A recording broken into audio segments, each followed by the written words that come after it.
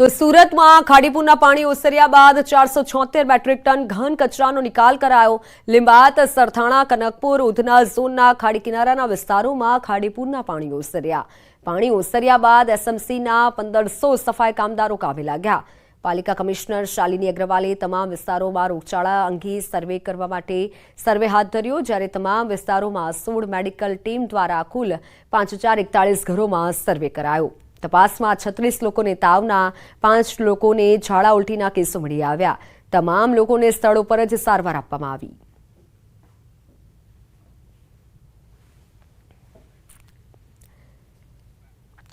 Ahmedabad Udaipur national highway પર મસ્ત મોટા ખાડાઓ જોવા મળી રહ્યા છે અને આ નેશનલ હાઈવેને 6 લેનમાં રૂપાંતર કરવાની કામગીરી 6 વર્ષથી ગોકળ ગતિએ ચાલી રહી છે, જેને લઈને વાહન ચાલકો પરેશાન બન્યા છે। બીજી તરફ ચિલોડાથી હિંમતનગર સુધી 3 જેટલા ઓવરબ્રિજનું કામ ખોરંભે ચડ્યું છે। જોકે બની અને તૈયાર થયેલા 5 જેટલા ઓવરબ્રિજ પણ ડામર ઉખડી ગયા છે, જેના કારણે વાહન ચાલકોને અકસ્માતનો ભય સતાવે છે। સહકારી જીન 4 રસ્તા પરના ઓવરબ્રિજની ધીમી કામગીરીથી સ્થાનિકો પરેશાન થઈ રહ્યા છે। હાઈવે ઓથોરિટીની કામગીરી સામે લોકોમાં રોષ છે।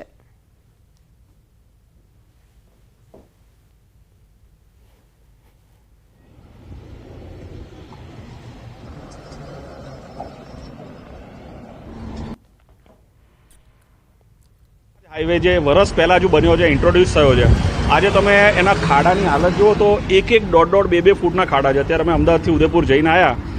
ઉદયપુર 250 કિલોમીટર છે, એમાં 200 તો ખાડા મળે છે। 6 વર્ષથી કામકાજ ચાલુ છે નેશનલ 8નો, જેથી આ 2 પુલ માવીનગર અને સહકારીનો જે અમારો પુલ છે એ બિલકુલ બંધ છે કામગીરી, અને 2-2, 3-3 કિલોમીટર સુધીની લાઈન લાગે છે। જે સર્વિસ રોડ બનાવ્યો છે એ પણ 1-1 ફૂટના ખાડા છે। ઉદયપુરથી અમદાવાદ જોડતો નેશનલ હાઈવે કે જે 4 લેનમાંથી 6 લેનમાં પરિવર્તન પામી રહ્યું છે, પરંતુ જે બ્રિજ ખુલ્લા મૂકવામાં આવ્યા હતા, અત્યારે હાલ બ્રિજની પરિસ્થિતિ તમે જોઈ શકો છો દ્રશ્યોમાં, કે જે પ્રકારે બ્રિજ ઉપર મોટા ખાડા પડી જાય અને લઈને વાહન ચાલકોને પારેવાર મુશ્કેલીનો સામનો કરવો પડતો હોય છે। અનેકવાર આ જે ખાડાના કારણે અકસ્માતો સર્જાતા હોય છે, તેના કારણે પણ વાહન ચાલકોને મુશ્કેલીનો સામનો કરવો પડતો હોય છે।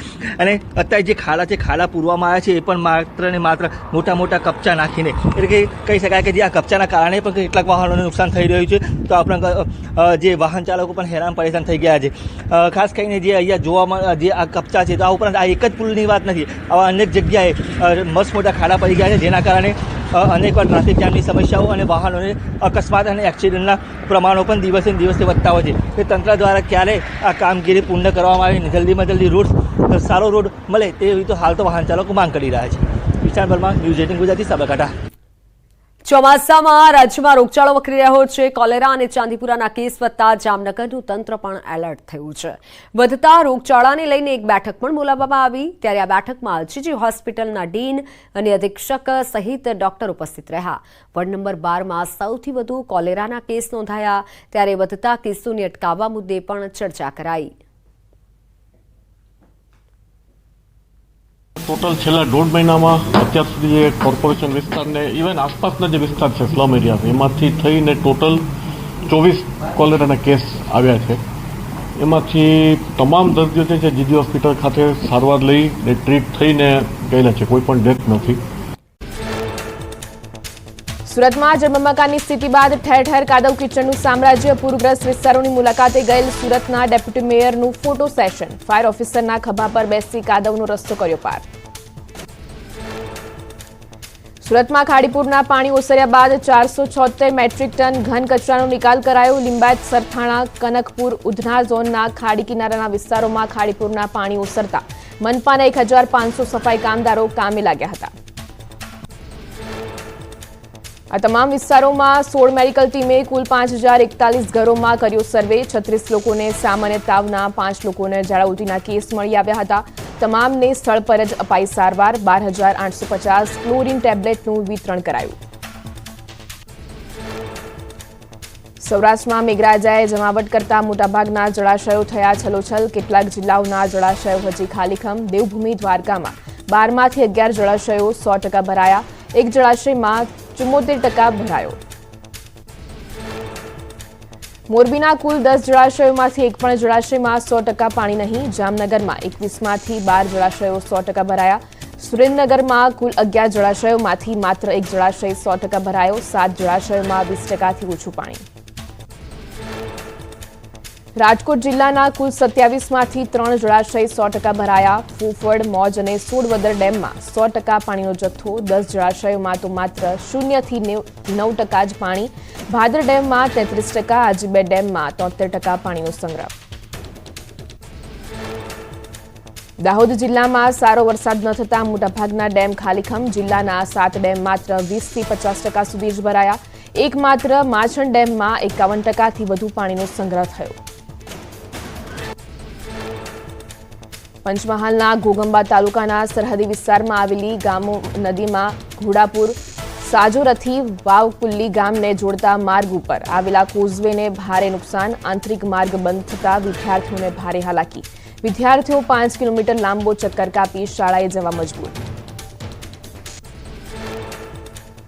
વડોદરામાં મેઘાએ વિરામ લીધા અને 4 દિવસ થયા છતાં સ્થાનિકોને થઈ રહી છે હાલાકી. વોર્ડ નંબર 16માં અનેક સોસાયટીઓમાં હજુ પણ નથી ઓસર્યા વરસાદી પાણી. જળબંબાકાર વચ્ચે સાંસદ હેમાંગ જોશીએ ટ્રેક્ટરમાં બેસી કર્યું સ્થળનું નિરીક્ષણ. રાજ્યમાં ભારે વરસાદમાં ફસાયેલા નાગરિકોને સહાયરૂપ થવા વહીવટીતંત્ર ખડેપગે રહ્યું. સરકારે આપી માહિતી. નાગરિકોને રેસ્ક્યુ કરી સલામત સ્થળે ખસેડાયા અને આશ્રયસ્થાનોમાં જરૂરી સુવિધાઓ પૂરી પડાઈ. રોગચાળો પ્રસરે નહીં તે માટે સફાઈ ઝુંબેશ હાથ ધરાઈ. પૂરની સ્થિતિમાં વહીવટીતંત્ર આવ્યું નાગરિકોની વારે. રાજ્યમાં અતિ ભારે વરસાદ બાદ છેલ્લા 2 દિવસમાં 14,552 લોકોનું સ્થળાંતર. સૌથી વધુ સુરતમાં 3,707 લોકોનું સ્થળાંતર કરાયું. ગત સપ્તાહે પોરબંદર જિલ્લામાં પડેલા ભારે વરસાદના કારણે તારાજી ખેતરો જળબંબાકાર થતા પાક નિષ્ફળ નીવડ્યો. હાઈવે વિભાગની બેદરકારીના કારણે પાણી નિકાલની વ્યવસ્થા ન થઈ હોવાનો ખેડૂતોનો આરોપ. નુકસાનીનું વળતર આપવા ખેડૂતોની માંગ. ઉત્તરાખંડના ઉત્તરકાશીમાં ધોધમાર વરસાદ. મેઘો અનરાધાર વરસાદ વરસતા ગંગોત્રી ગંગા નદીના જળસ્તરમાં થયો વધારો. પાણીના ધસમસતા પ્રવાહમાં દુકાનોનું સામાન તણાતું હોય તેવા દ્રશ્યો સામે આવ્યા. મધ્યપ્રદેશના પન્નામાં મેઘો તોફાની થયો. ભારે વરસાદ બાદ નદી તોફાની થઈ. પાણીના પ્રવાહમાંથી રસ્તો પાર કરવાના પ્રયત્ન કરતા એક કાર પાણીના ધસમસતા પ્રવાહમાં તણાઈ. લોકોએ દોરડાની મદદથી કારને બહાર કાઢવાનો પ્રયત્ન કર્યા. પોલીસ સ્થળ પર પહોંચી તપાસ હાથ ધરી. છત્તીસગઢના જગદલપુર બસ્તરમાં ભારે વરસાદ. ધોધમાર વરસાદ વરસતા પ્રકૃતિ સોળે કળાએ ખીલી. ચિત્રકૂટ ધોધમાં પાણીનો ધસમસતો પ્રવાહ વહેતો થતા મોટી સંખ્યામાં પ્રવાસીઓ ઉમટ્યા. મધ્યપ્રદેશમાં મેઘો તોફાની થયો. બેતવા નદીના ઉપરવાસમાં ભારે વરસાદ વરસતા નદીમાં ઘોડાપુર, છોટાપુરાના બેતવા નદીનો પુલ જળમગ્ન થયો. કિનારા આસપાસના મંદિરો પણ જળમગ્ન થયા. તમિલનાડુમાં ભારે વરસાદ બાદ કાવેરી નદી તોફાની બની. નદીમાં પાણીનો પ્રવાહ તીવ્ર થતા જનજીવન પ્રભાવિત. ડેમમાંથી પાણી છોડાતા નદીના નીર રસ્તા પર વહેતા થયા. લોકોને નદી નજીક ન જવા તંત્રએ અપીલ કરી. મહારાષ્ટ્રના કેટલાક વિસ્તારોમાં મેઘાએ તોફાની બેટિંગ કરી. ભારે વરસાદ વરસતા કોલ્હાપુરના અનેક ગામડાઓમાં જળબંબાકારની સ્થિતિ સર્જાઈ. જળબંબાકાર વચ્ચે રાહત બચાવની કામગીરી શરૂ. આસામના હોજાઈમાં પૂર જેવી સ્થિતિ. હજારો હેક્ટર ખેતીની જમીન પાણીમાં ગરકાવ. ખેતરોમાં પાણી ભરાતા ખેડૂતો પરેશાન. રાજસ્થાનના કોટામાં પાર્વતી અને કાલીસિંગ નદી 2 કાંઠે વહેતી થઈ. નદી તોફાની બનતા રસ્તાઓ જળમગ્ન થયા. રસ્તા પર પાણીનો પ્રવાહ વહેતો થતા રાજસ્થાન અને મધ્યપ્રદેશ વચ્ચેનો સંપર્ક કરાયો. ઉત્તરકાશીમાં અવિરત વરસાદના કારણે ભાગીરથી નદીના જળસ્તરમાં વધારો થયો. ગંગોત્રી ધામમાં નદીનું જળસ્તર વધતા ગંગાઘાટ જળમગ્ન થયા. પાણીનો ધસમસતો પ્રવાહ વહેતો થતા યાત્રીઓને નદી નજીક ન જવા અપીલ કરાઈ. ફરી એક વખત હરિદ્વારમાં ગંગા નદીએ રૌદ્ર સ્વરૂપ ધારણ કર્યું. સહાયક નદીઓમાં ઘોડાપુર આવતા ગંગા નદીએ ભયજનક સપાટી વટાવી. ઉપરવાસમાં અનરાધાર વરસી રહેલા વરસાદને લઈ ડેમમાંથી પાણી છોડાતા લોકોના જીવ તાળવે ચોંટ્યા. ઉત્તરાખંડના બદ્રીનાથમાં એકાએક વધુ અલકનંદા નદીનું જળસ્તર. બ્રહ્મકપાલ, ગાંધીઘાટ, તપ્તકુંડ સુધી પહોંચ્યું અલકનંદા નદીનું જળસ્તર. ઉપરવાસમાં મેઘાએ તોફાની બેટિંગ કરતા નદી અચાનક રૌદ્ર સ્વરૂપ ધારણ કર્યું।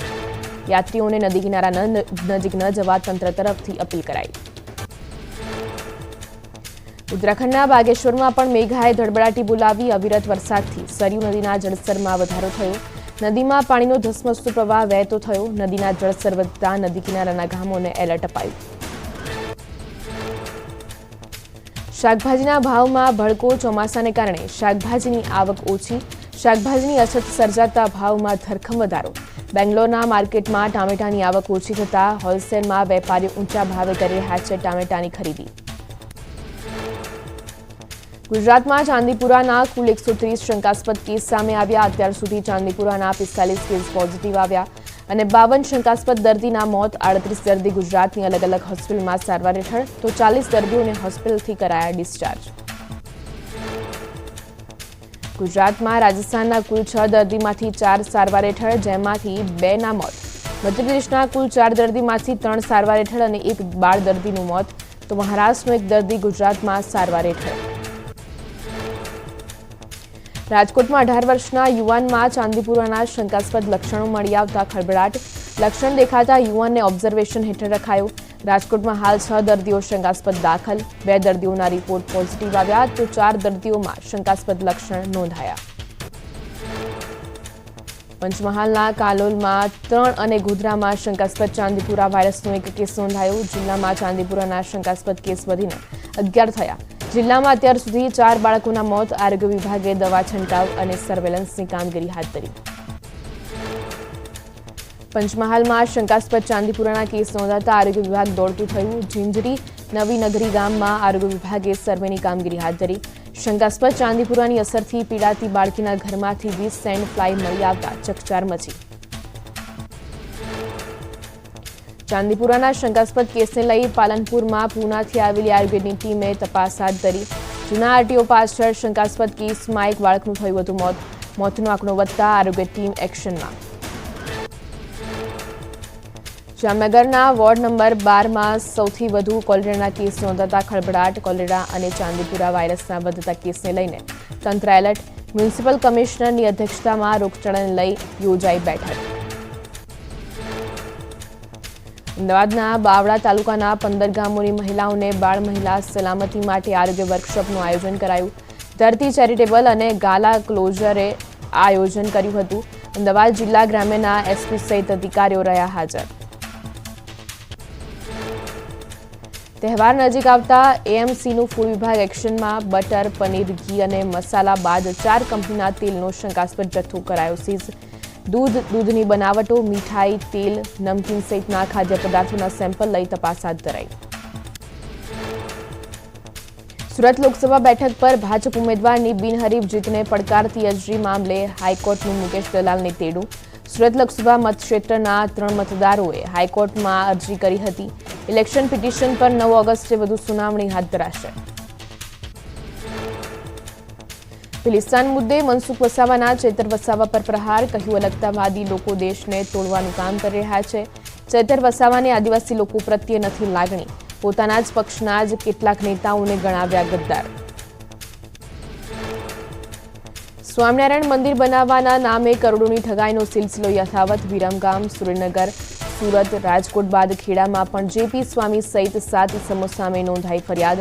વેપારી પાસેથી જમીનનો એમઓયુ કરાવી રૂપિયા 3.75 કરોડની આચરી છેતરપિંડી।